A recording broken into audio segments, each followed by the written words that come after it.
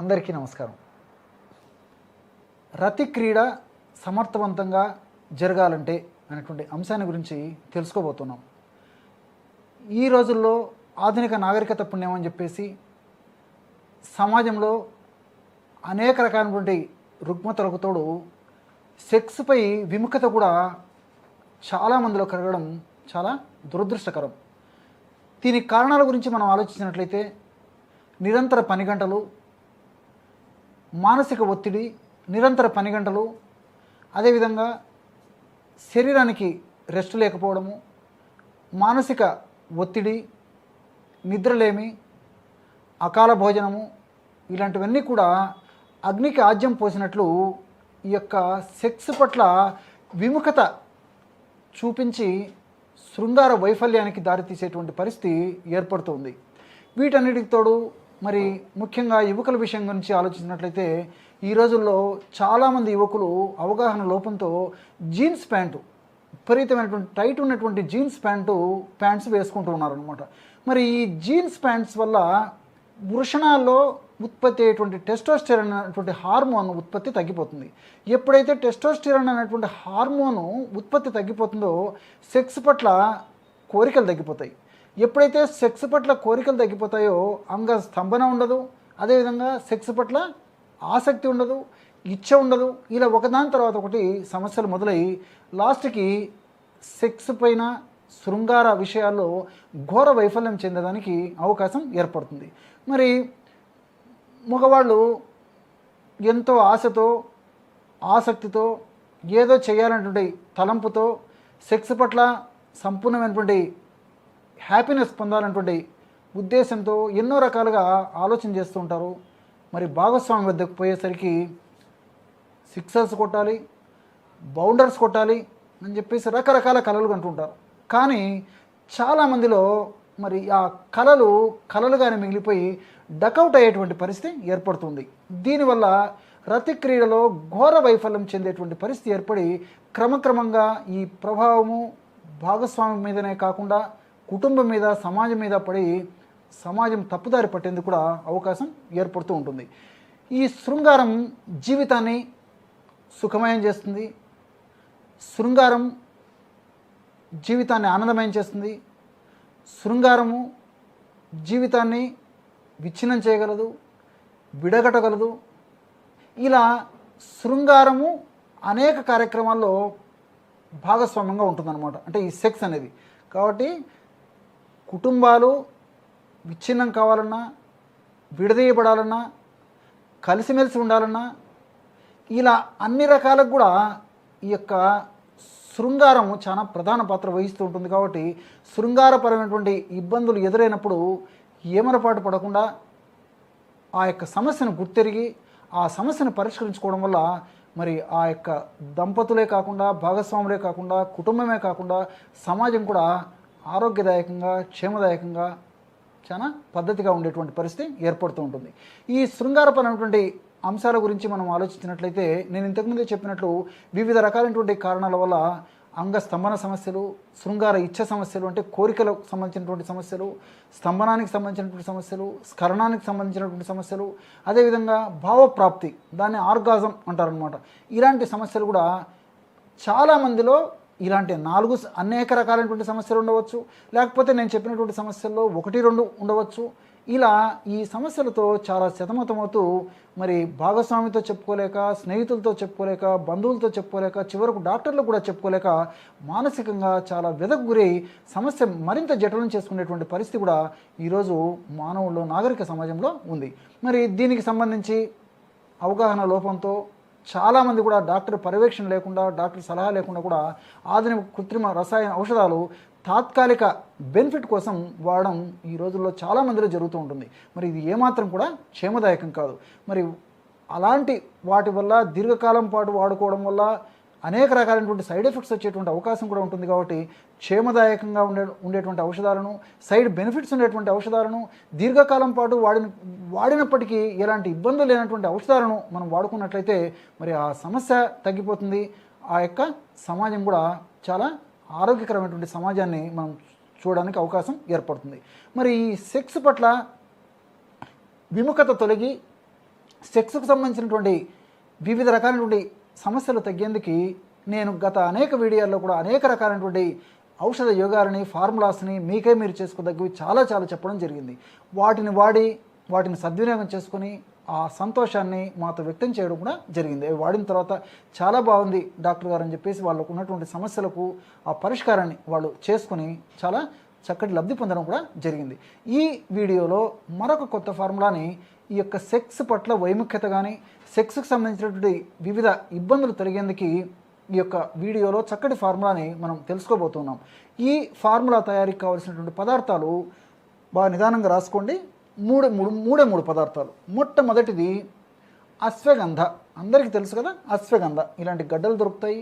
ప్రామాణిక కంపెనీ వాళ్ళు తయారు చేసేటువంటి పౌడర్ కూడా మనకి మార్కెట్లో దొరుకుతుంది. కాబట్టి మీరు పౌడర్ వాడుకునేటప్పుడు విచారించి శాస్త్రీయంగా ప్రామాణిక కంపెనీ వాళ్ళు తయారు చేసినటువంటి తాజాగా తయారు చేసినటువంటి ఈ యొక్క చూర్ణాన్ని వాడుకుంటే చాలా చక్కటి ఫలితాలు సమర్థవంతంగా కలుగుతాయన్నమాట. ఇప్పుడు నేను చెప్పేటువంటి ఔషధాలన్నీ కూడా మనకు మార్కెట్లో దొరుకుతాయి. ఈ అశ్వగంధ చూర్ణము ఒక 100 గ్రాములు తీసుకోండి. అలాగే రెండవది అతి మధురం. ఫస్ట్ది రాసుకున్నారు కదా అశ్వగంధ చూర్ణం గురించి. రెండవది అతి మధురం. ఇది ఎస్టి చూర్ణం అనేటువంటి పేరుతో మనకు మార్కెట్లో దొరుకుతుంది. దీన్ని ఒక 50 గ్రాములు తీసుకోండి. అశ్వగంధ చూర్ణం 100 గ్రాములు తీసుకుంటే ఎస్టి చూర్ణం 50 గ్రాములు తీసుకోండి. అలాగే శొంఠి, శోధించేటువంటి శొంఠి. ఈ శొంఠి చూర్ణాన్ని ఒక 25 గ్రాములు తీసుకోండి. 100 గ్రాములు అశ్వగంధ చూర్ణము, 50 గ్రాములు అతిమధుర చూర్ణము, 25 గ్రాములు శొంఠి చూర్ణము. ఈ పదార్థాలన్నింటినీ బాగా కలిపేసి ఒక గాజు సీసాలో నిల్వ ఉంచుకొని రోజు రాత్రి పడుకునేటప్పుడు ఈ విధంగా 100 మిల్లీలీటర్ల నీళ్ళు, ఈ విధంగా 100 మిల్లీలీటర్ల పాలు ఒక పాత్రలో తీసుకొని ఆ పాలల్లో ఒకటి వెల్లుల్లి రబ్బ నలగొట్టేసి వేసేయండి. అర్థమైంది కదా. 100 మిల్లీలీటర్ల పాలు ఒక పాత్రలో తీసుకోవాలి. ఆ 100 మిల్లీలీటర్ల పాలలో ఇలాంటి రెబ్బలు, వెల్లుల్లిపాయలు ఒలిచినప్పుడు ఇలాంటి రెబ్బలు ఉంటాయి కదా, ఇలాంటి ఒక రెబ్బ నలగొట్టేసేసి ఆ పాలల్లో వేసేయండి. దీనికి తోడు మనం తయారు చేసి పెట్టుకున్నటువంటి చూర్ణం ఏదైతే ఉందో ఆ యొక్క చూర్ణం అంతా కలిపేసి ఒక 1/2 టీ స్పూను అంటే 2.5 గ్రాము చూర్ణాన్ని అందులో వేసేసి పొయ్యి మీద పెట్టేసి వేడి చేసి దించి గోరువెచ్చగా ఉన్నప్పుడు వడగట్టేసేసి అందులో షుగరు ఇలాంటివి లేకపోతే ఒక టీ స్పూను తేనె వేసుకోవచ్చు. మరి షుగర్ ఉండి ఊబకాయము, స్థూలకాయము ఇలాంటి వాళ్ళు మాత్రం ఈ యొక్క తేనె కూడా వాడకూడదు. అట్లే మరి ఈ ఔషధాన్ని కూడా వాడుకోకూడదు అనమాట. అంటే మిగతా వాళ్ళందరూ వాడుకోవచ్చు, కానీ ఊబకాయము అంటే వెయిట్ ఎక్కువ ఉన్నటువంటి వాళ్ళు, అదేవిధంగా షుగర్ ఉన్నటువంటి వాళ్ళు ఈ ఔషధాన్ని వాడకూడదు. మిగతా వాళ్ళందరూ కూడా వాడుకోవచ్చు.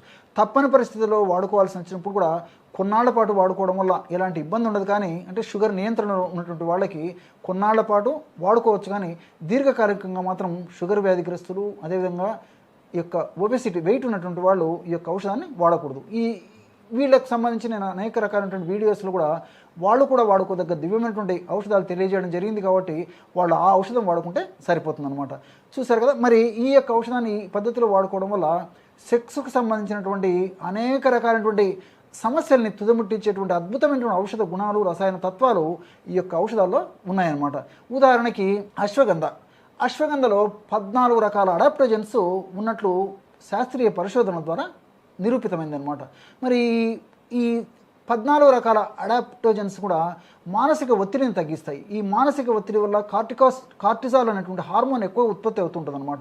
ఎప్పుడైతే మానసిక ఒత్తిడి తగ్గుతుందో దానివల్ల కార్టిసాల్ అనేటువంటి హార్మోన్ ఉత్పత్తి తగ్గిపోతుంది. ఆ యొక్క హార్మోన్ ఉత్పత్తి తగ్గిపోవడం వల్ల వీళ్ళకు సెక్స్ కోరికలు పెరిగిపోతాయి. కార్టిసాల్ హార్మోన్ ఉత్పత్తి పెరిగిపోతే సెక్స్ కోరికలు తగ్గుతాయి. కార్టిసాల్ హార్మోన్ ఉత్పత్తి తగ్గిపోతే సెక్స్ కోరికలు పెరుగుతాయి అన్నమాట. అంతేకాకుండా మరి చాలామందిలో కూడా ఈ సెక్స్ కార్యక్రమం అంటే రతిక్రీడా కార్యక్రమం ముగిసిన తర్వాత విపరీతమైనటువంటి నీరసము, నిస్త్రాణ, అదేవిధంగా అలసట, బడలిక ఇలాంటివి కలుగుతుంటాయి.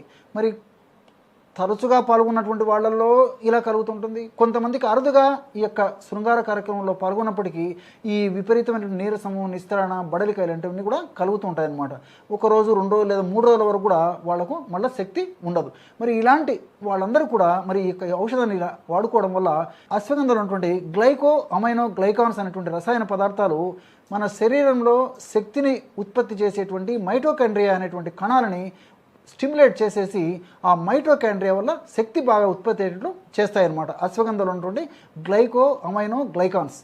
అట్లే అతి మధురం ఉన్నటువంటి కొన్ని రసాయన పదార్థాలు గ్లిబ్రిన్, గ్లాబ్రిన్ ఇలాంటి రసాయన పదార్థాలు కూడా ప్రత్యక్షంగాను పరోక్షంగాను ఈ టెస్టోస్టెరాన్ హార్మోన్ ఉత్పత్తికి సహకరించడమే కాకుండా అనేక రకాలైనటువంటి ఈ సెక్స్ సంబంధించినటువంటి సమస్యలకి ఇవి ఉపయోగపడతాయి. శొంఠిలో ఉన్నటువంటి కొన్ని రకాలైనటువంటి ఫినోలిక్ కాంపౌండ్స్, అదేవిధంగా జింజరాలు ఇలాంటివి కూడా ఈ సెక్స్ పట్ల ఆసక్తి ఉండేటట్లు చేసేందుకు ఉపయోగపడతాయి అన్నమాట. అంతేకాకుండా ఈ అశ్వగంధలో ఉన్నటువంటి కొన్ని రసాయన పదార్థాల వల్ల నైట్రిక్ ఆక్సైడ్ ఉత్పత్తి బాగా జరిగి ఆ యొక్క ప్రభావం చేత పురుషాంగంలో రక్త సరఫరా బాగా జరుగుతుంది. కాబట్టి అంగ స్తంభన కూడా చాలాసేపు గట్టిగా ఉండేందుకు అశ్వగంధలో ఉన్నటువంటి వివిధ రకాలైనటువంటి రసాయన పదార్థాలు ఉపయోగపడతాయి. వీటితో పాటు ఇంతకుముందు చెప్పినట్లు ఈ యొక్క అతిమధురము, శొంఠి ఇలాంటి వీటిలో ఉన్నటువంటి రసాయన పదార్థాలు కూడా ఈ అన్నిటి సమస్యలను తొలగించేందుకు చాలా అద్భుతంగా ఉపయోగపడతాయి. మరి వెల్లుల్లిలో ఉన్నటువంటి రసాయన పదార్థాలు కూడా రక్త సరఫరా అంగానికి బాగా జరిగేట్లు చేయడమే కాకుండా చాలాసేపు అంగ స్తంభన కూడా ఈ యొక్క వెల్లుల్లిలో ఉన్నటువంటి వివిధ రకాలైనటువంటి అలిసిన్ లాంటి వివిధ రకాలైనటువంటి రసాయన పదార్థాలు, సల్ఫర్ లాంటి రసాయన పదార్థాలు ఉపయోగపడతాయి. వీటన్నిటికి తోడు ఈ పాలల్లో బోరాన్ అనేటువంటి ఒక కెమికల్ పదార్థం ఉంటుందన్నమాట. ఈ బోరాన్ కూడా ఈ యొక్క సెక్స్ కోరికలను పెంచేందుకు పాలలో ఉన్నటువంటి బోరాన్ అనేటువంటి పదార్థం కూడా ఉపయోగపడుతుంది. మరి వీటన్నిటికి తోడు ఈ సెక్స్ కోరికలు పెంచేందుకు పాలలో ఉన్నటువంటి వివిధ రకాలైనటువంటి రసాయన పదార్థాలు ఉపయోగపడతాయి. అంతేకాకుండా పాలలో ఉన్నటువంటి ఈ B12 విటమిన్ స్పెర్మ్ కదలికలను పెంచుతుందన్నమాట. వీటికి తోడు తేనె, మరి మిగతా వాళ్ళందరూ తేనె వాడచ్చు అని చెప్పాను కదా. మరి తేనెను వాడుకోవడం వల్ల తేనెలో ఉన్నటువంటి రసాయన పదార్థం మనం ఈ యొక్క ఔషధంలో వాడుకుంటున్నాం కాబట్టి ఇది కూడా సెక్స్ కోరికలను పెంచేందుకు ఉపయోగపడుతుంది అనమాట. ఇలా వివిధ రకాల సమ్మేళనంతో తయారైనటువంటి ఈ ఔషధాన్ని మరి షుగర్ వ్యాధిగ్రస్తులు, అదేవిధంగా ఒక వెయిట్ ఉన్నటువంటి వాళ్ళు కాకుండా మిగతా వాళ్ళందరూ కూడా క్షేమదాయకంగా వాడి ఆ సమస్య నుంచి బయటపడవచ్చు. చూశారు కదా ఎటువంటి చక్కనైనటువంటి ఔషధాన్ని సెక్స్ సామర్థ్యం పెంచుకునేందుకు ఈ వీడియోలో తెలుసుకున్నారో. మరొక వీడియోలో మరొక అంశంతో మళ్ళీ కలుద్దాం. అంతవరకు నమస్కారం.